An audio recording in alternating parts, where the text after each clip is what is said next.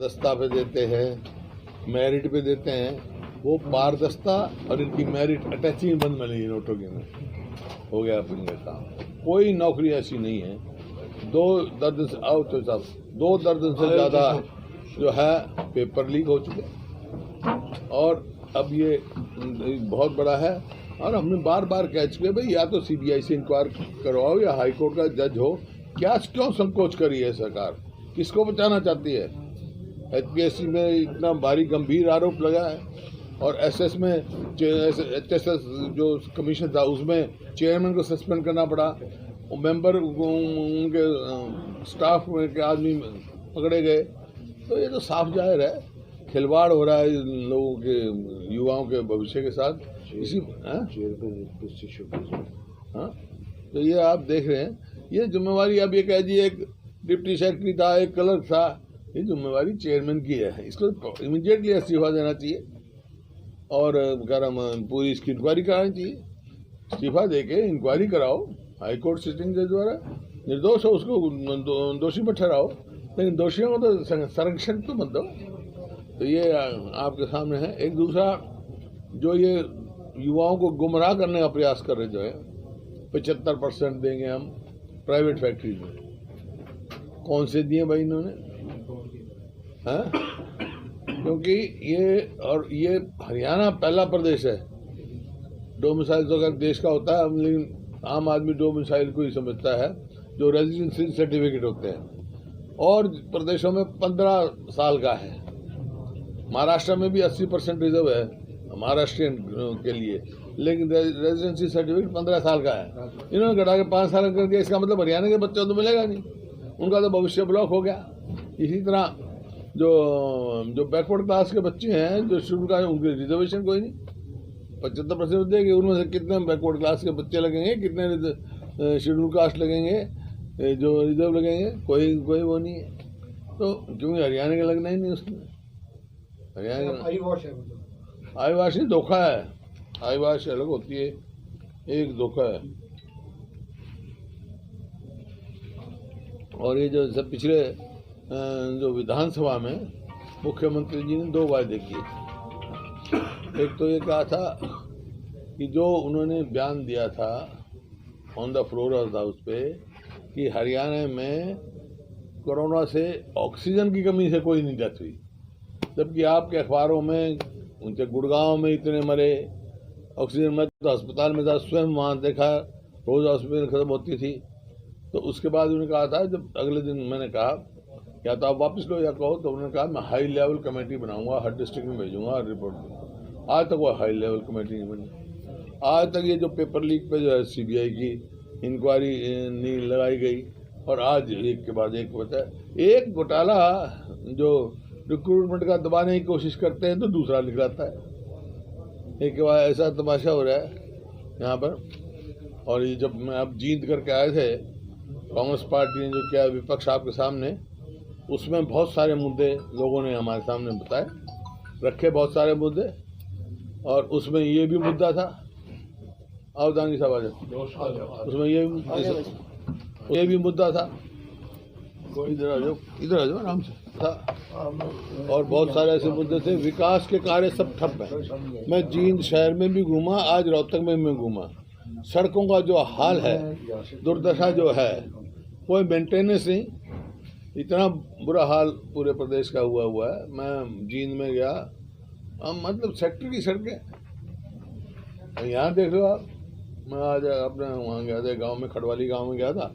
आज तक मैं थोड़ा यार घूम के देखते हैं, मतलब कोई मेंटेनेंस की तरफ कोई ध्यान नहीं, बुरा हाल है, ये स्थिति है। और जैसे मैंने कहा, जींद में जो हमारा कार्यक्रम था कांग्रेस पार्टी का विपक्ष के समक्ष CLP ने किया था, अब ये अगला कार्यक्रम हम 11 तारीख को मेवात में करेंगे, नूह में।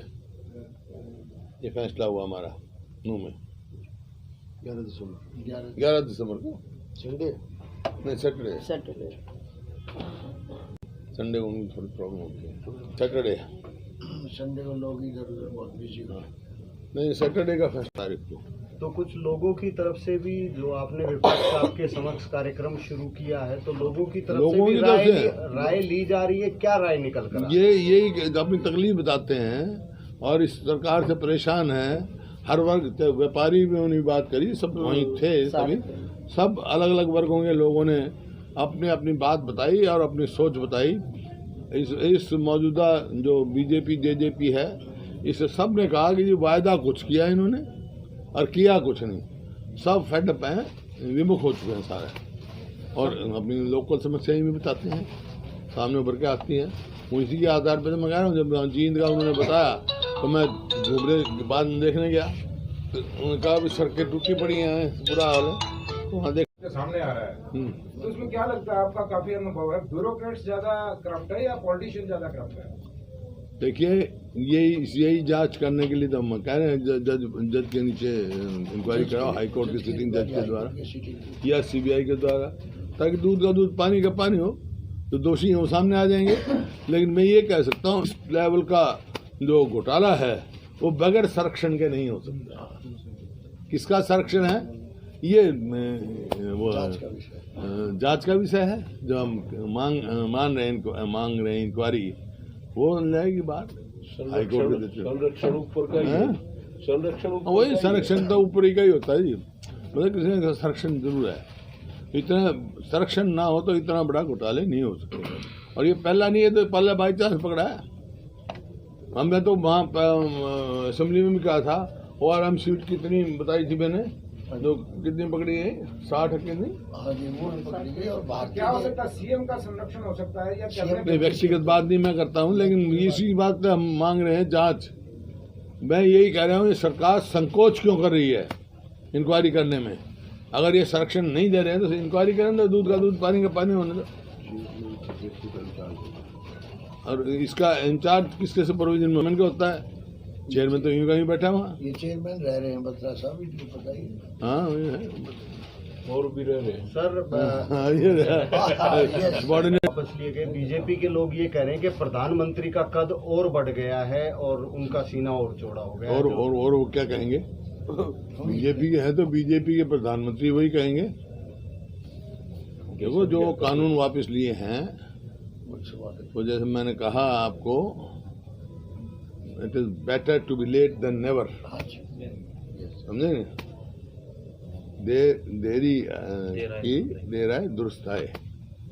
देर में अगर पहले ही ये फैसला ले लेते तो इतना नुकसान नहीं होता। लेकिन इसका तो हम धन्यवाद करते हैं, लेकिन मुबारकबाद किसानों को दूंगा मैं। जीत किसान और मजदूर की हुई है। लेकिन ये कहा जा रहा है कि इतना लंबा संघर्ष मैंने अपने जीवन में देखा नहीं। रास्ते पर हाँ, अहिंसा के रास्ते पे चल गए। हाँ। ये कहा जा रहा है कि हमने विपक्ष के हाथ से चुनाव का मुद्दा खत्म कर दिया है। चुनाव आएंगे तो देख लेंगे, ये कोई दूर थोड़ा ही है। कृषि के अभी वापस हुए हैं, कोई चीज लेकर वापस किसानों ने कहा कि और भी मुद्दे काफी लंबित हैं। तो वो तो मैं कह चुका ना आपको भाई, अब जो है ये तो वापस हो जाएंगे। जिस तरीके से कानून वापस हुए हैं, तो क्या इफेक्ट इसका 5 राज्यों के चुनाव पे देखते हैं आप? देखिए, प्रजातंत्र में जो आप, अब मैं आपके कहने का मतलब समझ गया। आप ये कह रहे हैं कि ये चुनाव आ रहे हैं, इस वास्ते फैसला लिया है क्या वापस लेने का? देखिए, प्रजातंत्र में जो है चुनाव एक मुद्दा होता है। एक सर, पॉल्यूशन को लेकर सुप्रीम कोर्ट को स्टेप उठाने पड़ रहे हैं। हरियाणा सरकार दिल्ली के ऊपर डाल देती है, दिल्ली हरियाणा सरकार के ऊपर डाल देता है। तो क्या आपको लगता है कि स्टेट गवर्नमेंट पॉल्यूशन को लेकर कुछ काम कर रही है? देखो, ये गंभीर समस्या है, और जैसे सुप्रीम कोर्ट ने भी ये कहा कि भाई मतलब 1 साल सोते रहते हैं, पोल्यूशन है, थोड़ा हवा चलेगी, बारिश हो जाएगी, खत्म हो जाएगा, फिर सो जाएंगे, उससे काम नहीं चलेगा। हम कितने साल से कह रहे हैं भाई, जैसे दोष देने की कोशिश करते हैं किसानों पर, हालांकि वो है नहीं। जो कंट्रीब्यूशन ऑफ ये पराली से जो वो है वो 4 से 8% है, लेकिन वो भी एक फैक्टर है, और भी है। तो पहले तो इसका हमने कहा भी, ये जहाँ तक पराली का सवाल है, इसकी MSP फिक्स करनी चाहिए। सरकार को खरीद करनी चाहिए। किसान की मजबूरी होती है, उठाने की जगह नहीं, उसके बाद रखें। 2-2 एकड़ तो किसान है, ये नहीं जलाएगा, खेत में रहेगा तो क्या करेगा किसान। तो इसको करना चाहिए और उसका सदुपयोग करना चाहिए। पराली जो है बिजली बनाने में और बहुत सारे कार्यों में आ सकती है, उसका काम उससे काम है। पिछले दिनों एक और बात चली है कि सरकार चाह रही है, मेरा पहले बयान आ चुका है, इतना बड़ा बयान आ चुका मेरा, हुड्डा साहब ऑटोनॉमी। ये तो चीफ मिनिस्टर ने आश्वासन दिया था उसमें हाउस में कि हम ऐसा कमीशन को नहीं देंगे। शायद मेरे पास हो भी, मेरे पास जो नकल के खिलाफ जो कानून ला रहे थे उस टाइम मैंने कहा जब यूनिवर्सिटी को ले रहे थे, उसकी ऑटोनॉमी पे असर डाल रहे थे, तो उस टाइम मैंने कहा भाई इससे तो फिर आप सिलेक्शन में भी करेंगे, सुनवाएंगे। तो हाँ सुनवाएंगे। तो इस वास्ते में एग्जाम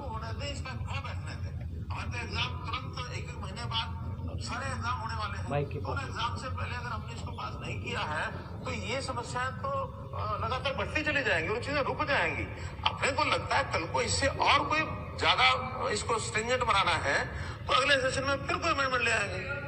अडॉप्ट करेगी, ये आपका जैसी बात नहीं है। ऑटोनॉमी तो बस ठीक, ऑटोनॉमी तो है ही। अडॉप्ट करेंगे तो वाई वी इंटरफियर। नहीं, अगर एग्जाम में उनकी नियुक्तियों में एग्जाम में कोई नकल होती है और इस प्रकार का कोई फ्रॉड होता है, उसके ऊपर लागू होगा क्यों नहीं होगा? आप ये नहीं होगा।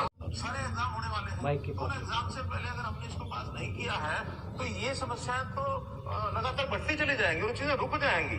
अपने को लगता है कल को इससे और कोई ज्यादा इसको स्ट्रिंजेंट बनाना है तो अगले सेशन में फिर कोई अमेंडमेंट ले आएंगे। अडॉप्ट करेगी, ये आपका जैसी बात नहीं है। ऑटोनॉमी तो बस ठीक, ऑटोनॉमी तो है ही। अडॉप्ट करेंगे तो वाई वी इंटरफियर।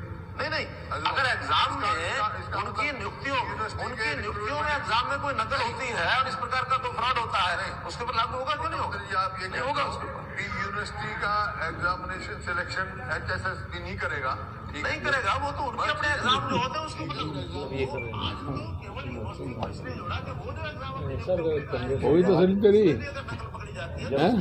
जब कहा ना सिलेक्शन बोला सिलेक्शन नहीं करेंगे। नहीं करेंगे। संगठन की अगर बात करें तो हरियाणा में जिस तरीके से हैं? संगठन की मजबूती के लिए क्या हैं?